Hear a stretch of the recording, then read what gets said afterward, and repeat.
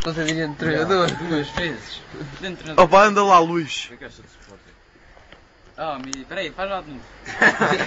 Anda lá, ó Luís. Não posso estar com a mochila, faz de novo. Está novo. Está de novo. Peraí. Jornalista. Eu gosto de jornalista. São os espectadores. Vamos entrevistar Paulo Bento. O que é que acha de Sporting? O Sporting, não Bruno, o Savic, porquê que não joga? Não joga, não trabalha, não joga. O Sporting, porquê que o Sporting não joga? O Sporting ganha taças. O Sporting ganha campeonatos, o Sporting ganha taças. O Sporting, como é que o Sporting joga? Com tranquilidade. Não, o Sporting joga fundamentalmente com tranquilidade. E que motivo assim no final da época? Não ouvi falar nada disso, não me chegou essa informação e, por enquanto, já não tinha jogo de Sporting. Jogo de Sporting e, fundamentalmente, joga com tranquilidade. E está a jogar. Obrigado pela sua colaboração, volte sempre.